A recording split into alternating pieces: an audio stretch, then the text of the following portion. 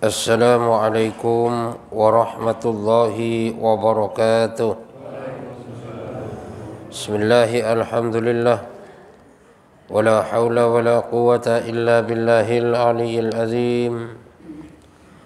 Ashhadu an la ilaha illallah wahdahu la syarika lah. Wa ashhadu anna Muhammadan abduhu wa rasuluh la nabiyya ba'dah. Allahumma salli wa sallim wa barik ala sayyidina Muhammadin wa ala alihi wa sahbihi ajma'in, amma ba'du. Yang kami hormati para ulama, para ustadz, hadirin hadirat, bapak-bapak, ibu-ibu, jamaah salat maghrib yang dimuliakan Allah subhanahu wa ta'ala. Alhamdulillah, Allah subhanahu wa ta'ala masih memberikan kesempatan kepada kita, masih memberikan kekuatan kepada kita, masih memberikan kemudahan kepada kita, sehingga saat ini kita masih bisa melaksanakan sholat maghrib secara berjamaah.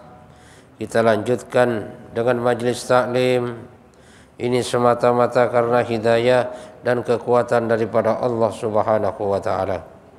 Maka mudah-mudahan seluruh ibadah yang kita lakukan diterima oleh Allah subhanahu wa ta'ala, menjadi sebab dosa kita diampunin oleh Allah, menjadi sebab dosa orang tua kita, mertua kita, keluarga kita, guru-guru kita, orang kampung kita, dan bahkan umat seluruh alam diampunin oleh Allah subhanahu wa ta'ala, dan menjadi sebab selamat daripada api neraka dan masuk surga tanpa dihisab oleh Allah subhanahu wa ta'ala.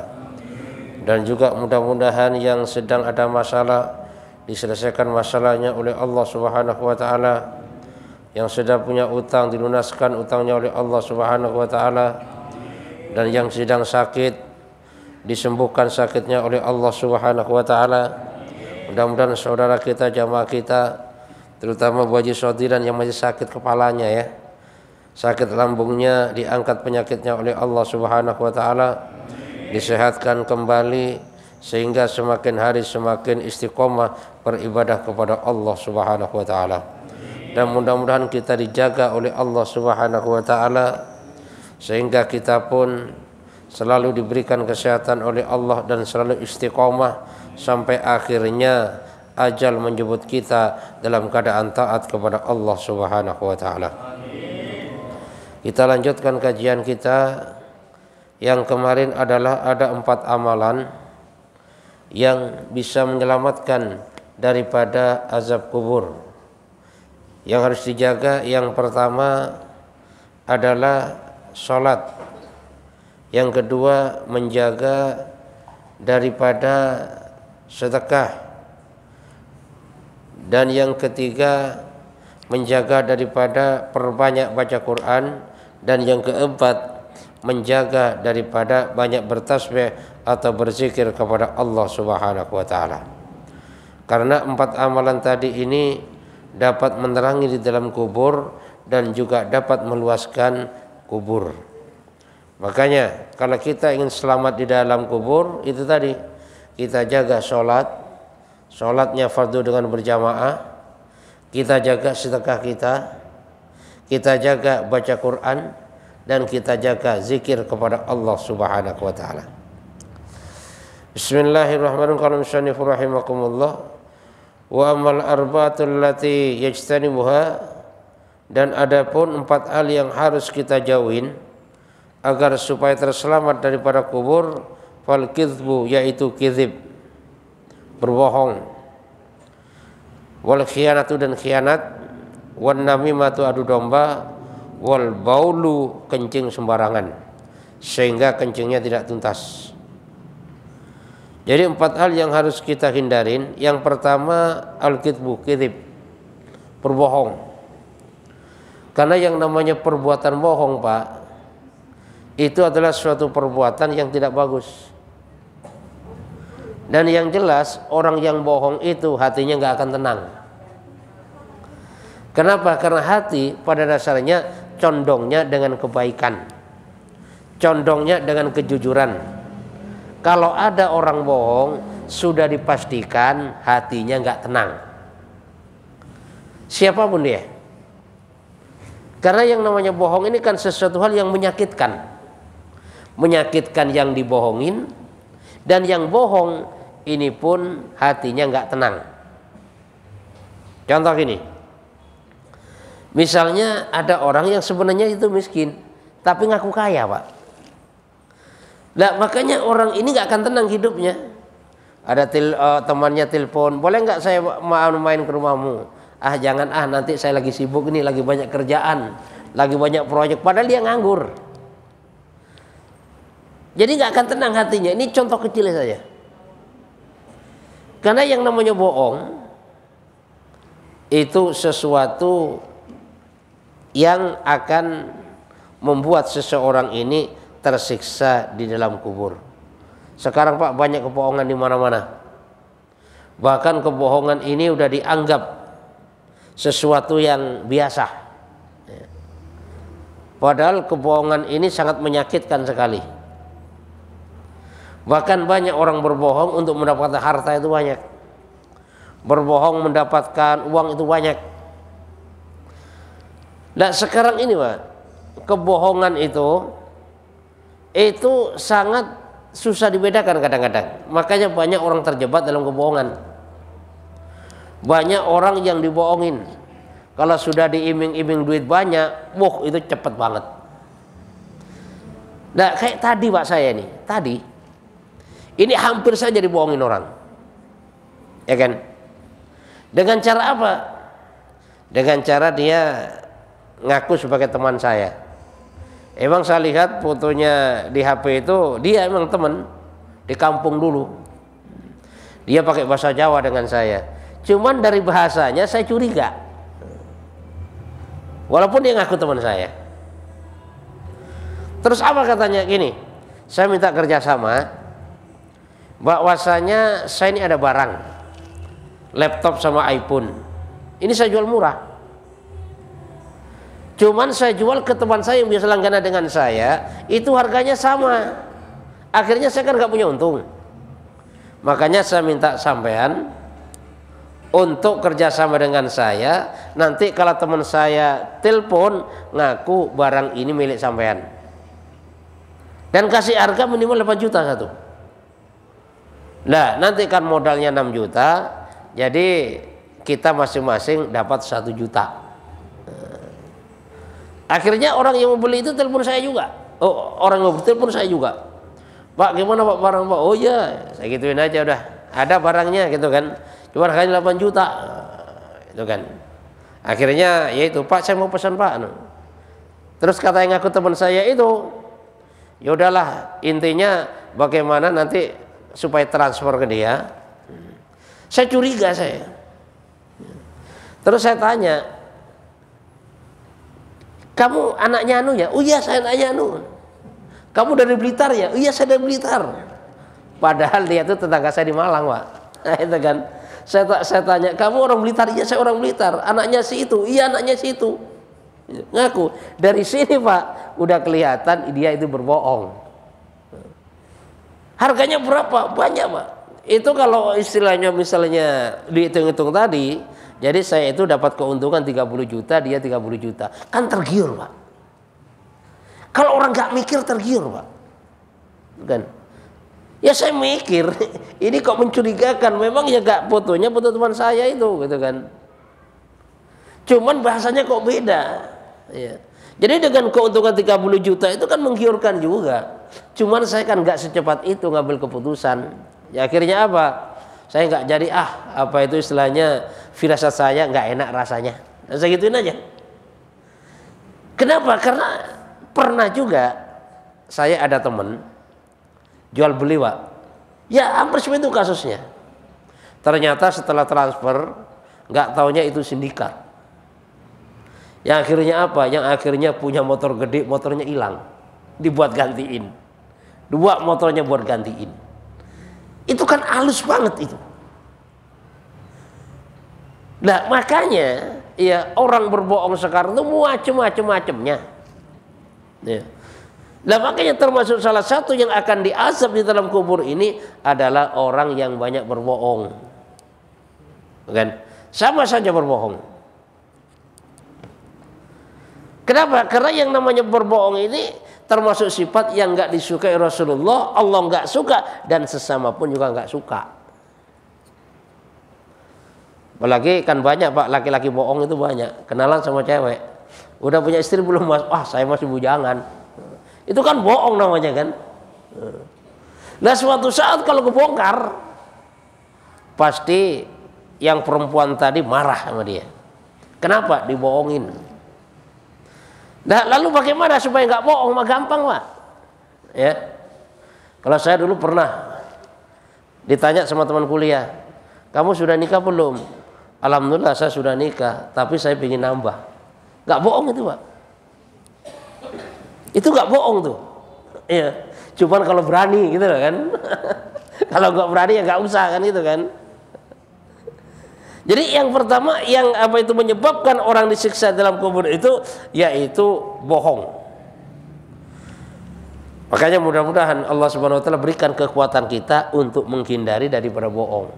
Bohong kepada siapa saja. Ya. Jangan sampai kalau memang ada sifat-sifat bohong dalam diri kita, mudah-mudahan diangkat kebohongan itu oleh Allah Subhanahu wa taala dan kita dijadikan sebagai orang yang jujur. Yang kedua, wal khianat atau khianat. Jadi orang khianat ini dipercaya khianat. Banyak orang yang semacam ini. Dan ini termasuk menyebabkan daripada disiksa di alam kubur.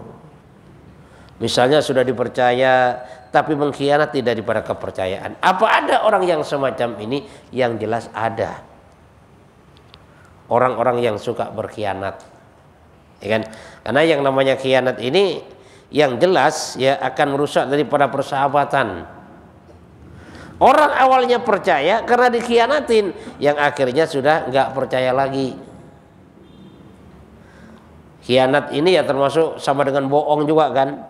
Bohong dengan khianat ini 11-12 Pak. Makanya kalau orang suka khianat, orang suka bohong itu kagak ada artinya. Jangankan orang biasa, pejabat besar pun kalau suka bohong, kalau suka khianat, maka lama-lama orang nggak percaya. Bahkan kadang-kadang direndahkan oleh orang. Kenapa? Karena dia tidak amanah. Ya, khianat ini kebalikan daripada amanah, dan orang yang khianat ini termasuk tanda-tanda daripada yang namanya orang munafik. Orang munafik ini orang yang sangat berbahaya, Pak. Makanya banyak terjadi dalam sejarah orang berkhianat ini bisa merongrong semuanya. Bahkan dulu Pak, negara kita ini dijajah selama 350 tahun oleh Belanda. Lah kenapa kok sampai selama itu? Karena bangsa kita pun banyak yang berkhianat kepada bangsanya sendiri. Karena apa? Karena urusan duit. Sama Belanda istilahnya dimanjai kan, dikasih ini, kasih ini, kasih ini, tapi berkhianat kepada bangsa sendiri. Sampai akhirnya apa? 350 tahun dijajah Belanda dan perang terus. Ini gara-gara ada pengkhianatan. Kayak Panglima Sudirman dikhianatin juga sama salah satu rakyat Indonesia. Tapi dengan kebesaran Allah Subhanahu wa taala ya, dan karomat daripada Panglima Sudirman, tapi ternyata yang khianat itu ditembak mati sendiri di Belanda. Kenapa? Karena yang namanya orang khianat ini kan nggak bisa dipegang janjinya. Ini orang khianat. Kenapa? Karena yang ada di dalam pikirannya hanya duit saja. Siapa yang ngasih duit banyak, itu yang saya mau. Kalau kakak ngasih duit ya saya nggak mau. Nah, ini termasuk tanda-tanda orang yang biasa berkhianat. Dia dikasih kekuasaan berkhianat. Ini dosa besar khianat itu. Dan ini banyak dalam sejarah terjadi yang semacam itu. Ya, ya contohnya kan Saddam Hussein kan di Irak itu kan ketangkap karena khianat, ada yang mengkhianatin. Muammar Gaddafi karena yang dikhianat. Jadi orang khianat itu tanda-tanda daripada orang munafik, dan orang munafik ini lebih kejam dan lebih bahaya daripada orang kafir. Orang kafir nyerangnya dari luar, tapi kalau orang munafik dari dalam. Ibarat penyakit itu penyakit dalam, Pak. Penyakit dalam ini kan lebih bahaya daripada penyakit luar. Kalau penyakit luar paling kudes koreng, kudiken. Ini penyakit luar. Ya. Nggak bahaya-bahaya amat. Tapi kalau sudah penyakit dalam, jantung, kan penyakit dalam itu kan. Paru-paru penyakit dalam ya. Lambung penyakit dalam. Ini yang penyakit sangat bahaya. Kenapa? Karena penyakit yang semacam ini nyerangnya dari dalam. Ya. Itulah ibaratnya orang-orang munafik itu sangat bahaya, karena orang munafik ini adalah orang-orang yang pengkhianat. Ya. Orang pengkhianat ini yang dipikirkan dia dapat jabatan, yang dipikirkan dia dapat duit sebanyak-banyaknya, yang dipikirkan bisa menumpuk-numpuk harta, tapi dia tidak pernah memikirkan bahwasanya setelah hartanya banyak nanti dicabut oleh malaikat rohnya untuk menghadap Allah Subhanahu wa taala. Enggak pernah terpikir demikian itu.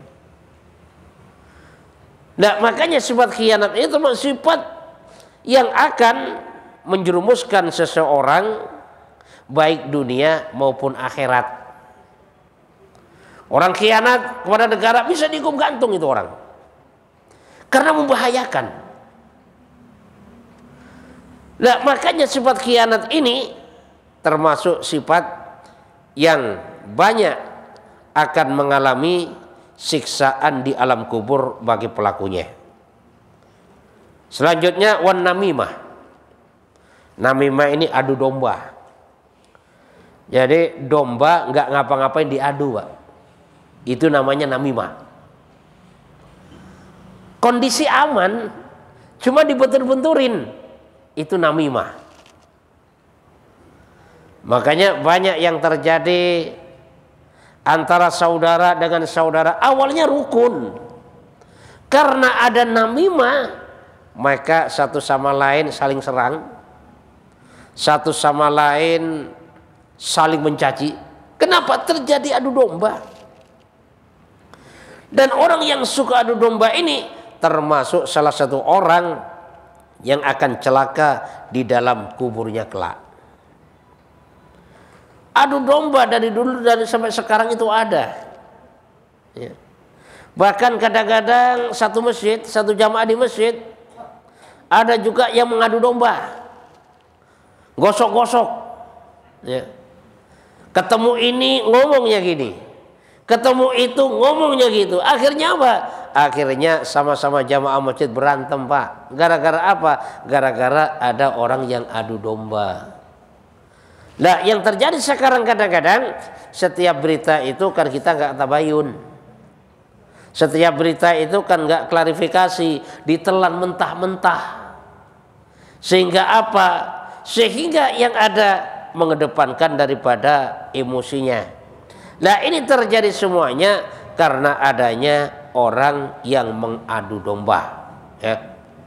Makanya, Pak, setiap berita yang kita dapatkan, kita nggak usahlah mudah menyampaikan kepada orang lain kalau hal yang semacam itu tidak sesuai dengan kenyataan yang ada. Kenapa? Karena nanti menyebabkan daripada adu domba tadi itu loh. Mendingan kita diem. Dan namimah adu domba ini termasuk salah satu dosa besar. Kenapa? Karena kadang-kadang memang bibir ini gatel, ya. Kalau sudah ngomong masalah keburukan orang, wah seneng banget. Ngadu orang seneng banget. Tapi kalau udah zikir panasin bibir. Baca Quran keluh rasanya bibir. Tapi kalau ngadu domba senang banget ibu bibir. Ada orang-orang yang sifatnya seperti itu. Sehingga apa? Sehingga kalau ada orang yang semacam ini, dimanapun dia berada akan selalu membuat dan menyebabkan daripada permusuhan di antara sesama. Ya. Ini bisa jadi di lingkungan kita ada orang yang suka adu domba yang semacam ini. Lah makanya beruntunglah orang kalau dapat berita dari ini. Maka sebelumnya dia klarifikasi dulu, tawain apa benar kamu ngomong gini. Oh enggak, saya enggak pernah ngomong gitu. Oke deh, kalau enggak pernah ngomong gitu, yuk coba kita sama-sama ketemu orang yang menyampaikan. Nah, kalau dihadapkan orang yang suka adu domba itu, biasanya orang ini itu tadi Pak, kalau orang Jawa kelejingan istilahnya. Dia malu Pak. Tapi biasanya orang semacam nggak punya malu, itu kan? Nggak punya malu, walaupun ketangkep bahasa itu nggak punya malu biasanya. Kenapa? Ya karena sudah sifatnya seperti itu, ya. Makanya jangan sampai kita itu termasuk salah satu orang yang suka mengadu domba di antara sesama. Seandainya ada berita dari orang lain dan berita itu menjelek-jelekan kita, maka sebaiknya langsung kita tanya kepada bersangkutan, apa benar kamu ngomong seperti ini? Karena saya dapat dari orang katanya kamu ngomong seperti ini. Kita langsung tanya kepada bersangkutan. Kenapa? Untuk menghindari daripada yang namanya adu domba. Adu domba ini kan termasuk politik Belanda, Pak. Makanya tuh diadu. Yang gerakan ini diadu dengan gerakan itu, berantem. Sesama Islam berantem. Sesama gerakan Islam berantem. Kenapa? Karena adanya adu domba tadi. Makanya orang yang suka adu domba ini memang mulutnya berbusa, mulutnya tajam, kan? Dan jadi kalau udah bicara orang udah bawaannya percaya saja, ya. Makanya politik Belanda ini termasuk politik adu domba. Jadi sesama orang Indonesia ini diadu. Diadunya layaknya dia mengadu domba, sehingga apa? Perang antar saudara, tidak rukun antar saudara, saling mencaci antar saudara, sehingga apa? Sehingga sampai akhirnya Indonesia 350 tahun dijajah Belanda, tidak lepas daripada penjajahan dikarenakan terdapat daripada yang namanya politik adu domba. Makanya ini termasuk tahun politik, Pak. Jadi kita silakan berpolitik, tapi jangan suka menfitnah, jangan suka mengadu domba. Masing-masing kita punya pilihan, silakan boleh. Di antara kita beda pilihan boleh, cuman jangan suka menjelek-jelekan yang lain. Mentang-mentang milih si A, tiba-tiba jelekin si B, sama dengan adu domba, Pak. Kita orang pengajian, kita orang masjid, kita yang sudah terbiasa ahli ibadah, kita harus beda kelakuan kita dengan orang-orang yang di luar masjid, dengan orang-orang gak ibadah, dengan orang-orang yang gak ke majelis taklim. Nah, kalau dalam hal politik, karena pilihan berbeda kita menjelek-jelekan yang lain, kita mengadu domba yang lain, maka apa bedanya kita dengan orang lain? Silakan berpolitik boleh, tapi jangan adu domba. Boleh punya pilihan, Pak, pilihan saya ini, Pak. Oh ya silakan, nggak apa-apa. Pilihan kamu itu, pilihan saya ini, boleh silakan. Asal nggak usah menjelek-jelekan. Kenapa? Karena orang yang menjelek-jelekan orang lain sebenarnya dirinya jelek. Kenapa? Karena kalau nggak jelek, nggak mungkin menjelek-jelekan orang lain. Nah inilah, kalau orang ada sifat Nabi ma'adu domba yang semacam itu, maka termasuk salah satu orang yang besok akan mendapat daripada yang namanya siksa kubur. Yang keempat, wal baul. Wal baul ini buang air kecil, Pak, sembarangan. La istanzi fil baul, buang air kecil sembarangan. Ini menyebabkan daripada yang namanya siksa kubur. Makanya Rasulullah SAW mengajarkan bagaimana buang air kecil yang benar. Di antaranya adalah nggak boleh berdiri, Pak. Ini bagi laki-laki, nggak boleh berdiri. Kalau perempuan mah saya nggak bicara dah ya. Kalau sampai berdiri mah kebangetan. Ini laki-laki nih. Jadi jangan sampai kita kejeng berdiri. Kenapa? Karena kalau kita kejeng berdiri kadang-kadang ya, setelah kita melangkah satu langkah, dua langkah, di situ kadang-kadang ada sisa yang menetes. Nah kalau menetes ke celana kita itu najis. Kalau sudah najis, buat sholat nggak sah. Kenapa? Karena syarat daripada sholat harus suci daripada badan, pakaian, dan tempat. Makanya biasanya Pak, kalau kencingnya itu berdiri nggak bisa tuntas. Kenapa? Karena kalau kita duduk kencingnya kan, maka kan ada istibra'. Istibra' itu misalnya pelurut dari bawah ini dengan ini akan juga tuntas. Sehingga kalau tuntas, nanti seandainya kita jalan itu nggak ada sisa-sisa yang netes lagi.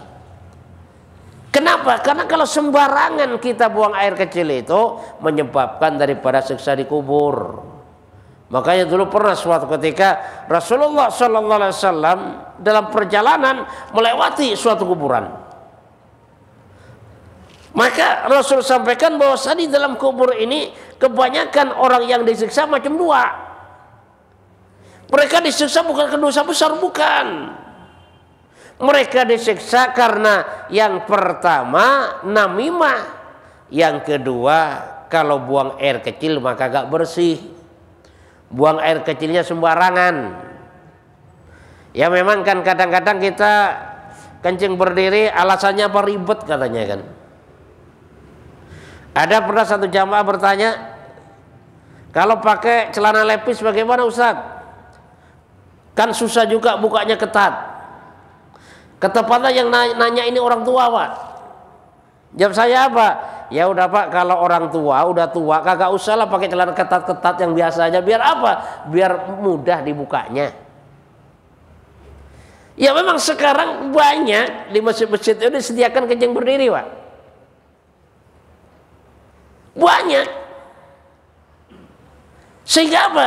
Sehingga tanpa kita sadarin, ya, najis ini kemana-mana.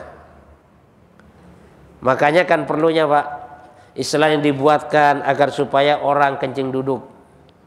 Kalau sudah disiapkan kencing duduk dia masih berdiri, berarti salah dia sendiri. Pengurus masjid sudah memfasilitasi bagaimana agar supaya kencingnya duduk, tapi kalau dia masih memaksakan berdiri, maka itu urusannya sudah lain lagi. Makanya perlu juga misalnya jarak antara kamar mandi dan tempat wudhu itu ada kubangan. Kalau di Jawa banyak, di kampung-kampung banyak, di Jakarta pun juga ada. Di tempat saya Pak, musola saya itu ada juga. Padahal tempatnya nggak gede. Jarak antara kamar mandi dan tempat wudhu itu nggak terlalu besar. Cuman karena takut terkena najis, najisnya kemana-mana, untuk menghindari daripada najis, maka digali itu sampai dalam, yang sekiranya lebih daripada 2 kula, dikasih air di situ, sehingga setiap orang yang mau ke kamar mandi pasti nyemplung. Keluar di kamar mandi nyemplung juga. Nah, sehingga kalau dia keluar dari kamar mandi bawa najis dari kamar mandi, asbab nyemplung di situ, maka najisnya hilang. Nah kalau nggak mau nyemplung bagaimana? Mau loncat ya jatuh dia nanti, gitu loh. Karena kehati-hatian. Karena setiap orang yang ke kamar mandi itu nggak semuanya ngerti najis. Sehingga kalau kita nggak memperhatikan yang semacam itu, bisa jadi habis ke kamar mandi langsung jalan kemana-mana ke dalam masjid, sedangkan kakinya ini masih terkena najis dan najisnya ini belum hilang. Nah makanya salah satu untuk menghilangkan najis yaitu tadi, ya, jadi bikin kubangan di depan kamar mandi, sehingga setiap orang yang keluar dari kamar mandi menuju tempat wudhu selalu masuk ke kubangan itu, sehingga kalau seandainya ada najis maka najisnya ini akan hilang. Ini Pak perlu kita perhatikan Pak. Mumpung apa? Mumpung kita ada kesempatan. Apalagi sebagai pengurus masjid Pak, Masya Allah, ini sangat luar biasa nih. Kalau membiarkan yang seperti itu, takut-takut nanti najis kemana-mana, yang nanggung dosa pengurus masjid. Tapi alhamdulillah kan di sini sekarang apa itu tempat buang air kecilnya diusahakan duduk, ya. Karena ada ember, ada keran itu kan, kerannya sangat pendek sekali. Artinya apa? Kalau sampai orang kencing berdiri itu nyiprat kemana-mana kalau dia apa itu istilahnya istinjanya. Itu merupakan satu usaha daripada pengurus agar supaya apa? Agar supaya jamaah yang buang air kecil ini ikut cara Rasulullah Sallallahu Alaihi Wasallam. Maka Aisyah menceritakan kalau Rasulullah Sallallahu Alaihi Wasallam kencing berdiri, fala tasaddaqu, jangan percaya. Kenapa? Karena Rasulullah Sallallahu Alaihi Wasallam kencingnya duduk. Bahkan pernah suatu ketika Umar bin Khattab ini kencing berdiri, maka kata Rasul, "Ya Umar la tabul qaiman." Wahai Umar, kamu jangan kencing berdiri. Dan setelah itu maka Umar bin Khattab tidak pernah kencing berdiri lagi. Mudah-mudahan Pak ya, Allah Subhanahu wa taala berikan kepahaman kepada kita. Mudah-mudahan hati kita ini lembutkan oleh Allah, sehingga hati kita ini menerima semua apa yang datang daripada Allah Subhanahu wa taala dan Rasulullah sallallahu alaihi wasallam. Targetnya kita meninggal husnul khatimah, selamat daripada api neraka dan masuk surga tanpa dihisab oleh Allah Subhanahu wa taala. Subhanakallahumma bihamdika asyhadu an la ilaha illa anta astaghfiruka wa atubu ilaik. Wassalamualaikum warahmatullahi wabarakatuh.